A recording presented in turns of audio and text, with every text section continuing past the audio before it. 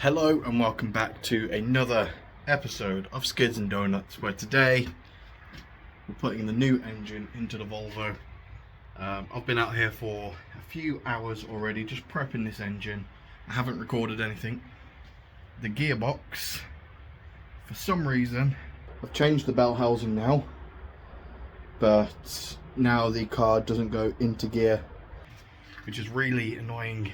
However, because I've only got this crane until the end of the week, I need to get at least the block in at minimum, which will make it easier getting it in.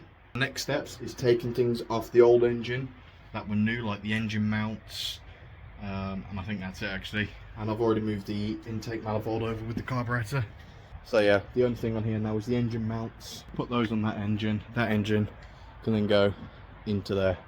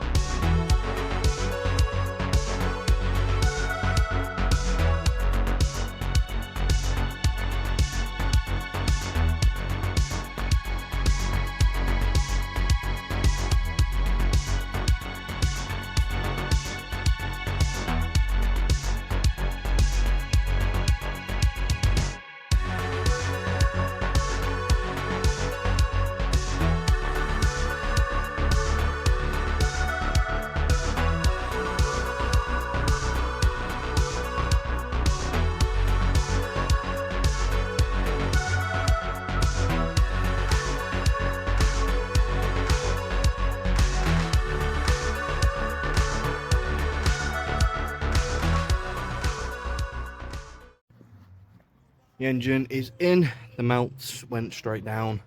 Took a bit of fiddling because of how I did the chains, so that it's pulling up more at the front, which I thought would help, which it did a bit, to be fair. But I mean, if you've got someone that can help you do this, great. I got it out by just taking out the 3 bolts on the subframe. The weather's being weird again. It was -5 yesterday, and now it's sunny and warm. I don't really understand. So there is the carnage of the gearbox oil. I've moved it there and it's still leaking, so I've done something. Whether it's the little metal gasket isn't in place or what, I don't know. And I think I know what I've done here. As you see, it doesn't actually turn. I think I've bent this, because I've tipped it up on itself, and I think that's bent. I mean, this just bolts off anyway, but it's still a bit of a pain, so I can just put my old one on. I've got new bushings as well. Okay, so the engine is now in, resting against the firewall, which is fine. It means the engine won't fly out. I've bolted down the subframe bolts, and eventually we can get the transmission up.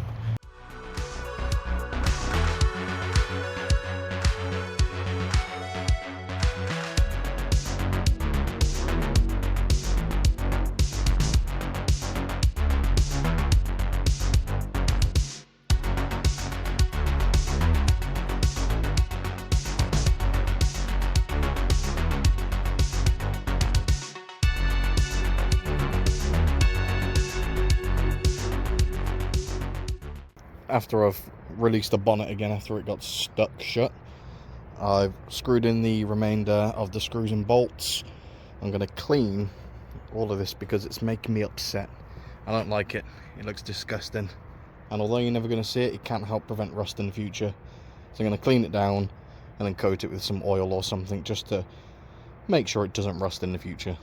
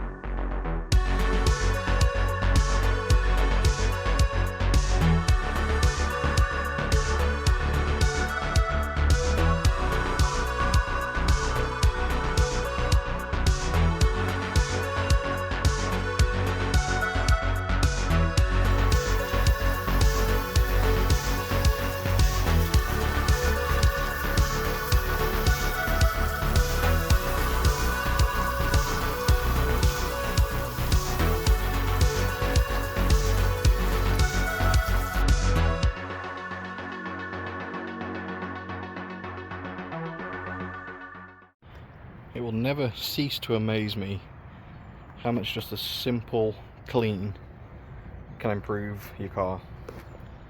Like, yeah, sure, clean the outside always looks good, but just the little details like this was just disgusting to look at before. So yeah, we've got some cleanage, looking good, looking fresh. I found some weight reduction, which we need to treat. There's a bit more weight reduction going on down there, but other than that, she is pretty tidy. Onwards and upwards with this engine install. Okay, so we're going to start with the alternator. This is the one from the old engine, which I know works. At the minute, this one's untested, but it is lower mileage. So I think I'll swing this one on first. They're pretty easy to change anyway. After that, I'll do the power steering pump. And once that's done, I'll get the radiator and the hoses in. We'll get the power cables attached, and even without a gearbox, we might try and start the engine, see what happens.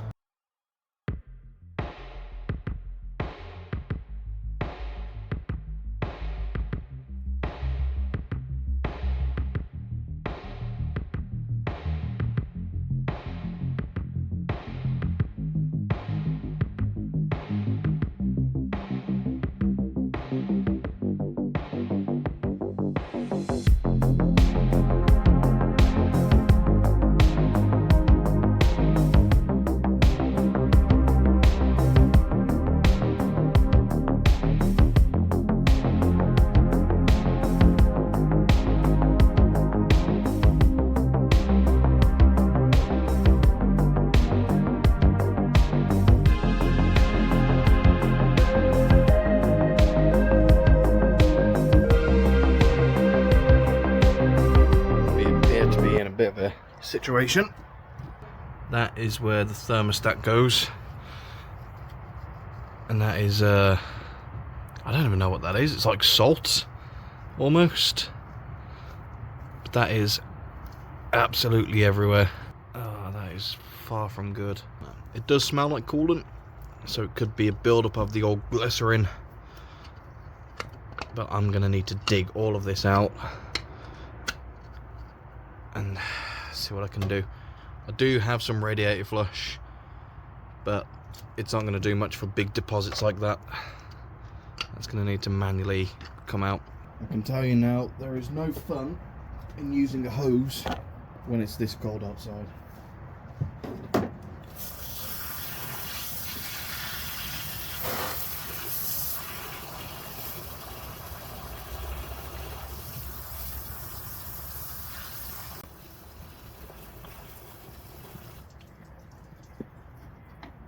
I can safely say I don't think I've ever had that before. So I've got to hope now that the radiator flush will get rid of all of that, hopefully. If not, I don't know. Is it fine? It depends where on the coolant jackets it is. So I really need to keep an eye on the temperature gauge.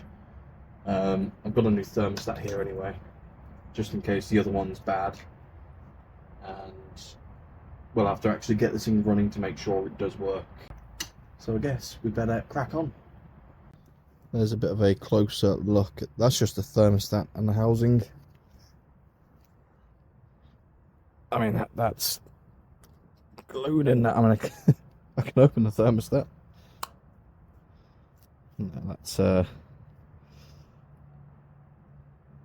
yeah, that's pretty bad. Volvo. Now, I wouldn't be surprised if that is the original coolant that came from factory in that block, because I say it's only done 45,000 miles. So if that has been in there for the last 35 years, it will make sense. I mean, we've made pretty good progress so far. The alternator's in and tensioned up, the power steering pump's in and tensioned up, the exhaust manifold is off for now. I do need to check the spark plugs.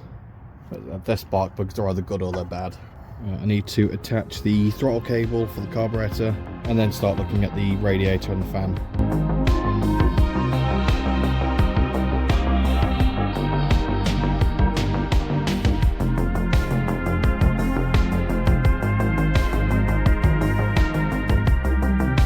Radiator. This was also full of rusty water. So my old engine was full of rust. And this one is filled with sparkles and rainbows. Oh, I think that needs flushing again.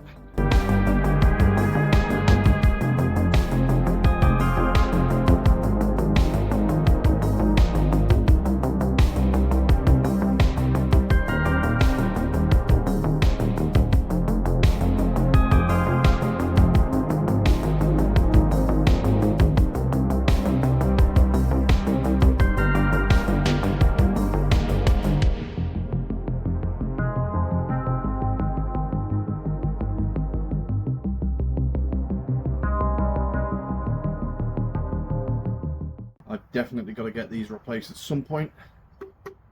Not today though, because there's no holes in them. So that means they're good. And I need it now.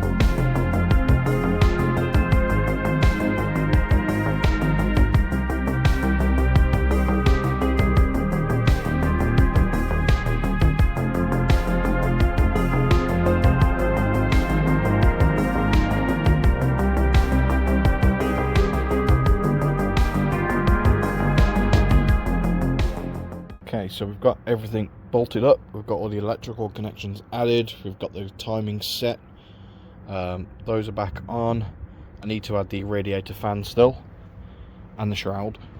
I can't actually start it in this video because that's where the starter motor goes there, and that bolts through the transmission, and I currently don't have any bolts that will actually fit into that nut properly. And the actual transmission bolts, there's this big spacer here, so you can only go so far, and unfortunately it protrudes about that much, so I can't get it started in this video, which is disappointing for you and disappointing for me. But I need to get that transmission sorted and bolted up. But unfortunately I can't do that in this video because I need to get the gaskets for the transmission, and that's why it was leaking so much, as you saw earlier. The reason the transmission was leaking so much is there's supposed to be some gaskets in there to seal the bow housing to the actual transmission box. So I can't put the transmission up until I've actually got those to bolt it all together and bolt the starter motor up.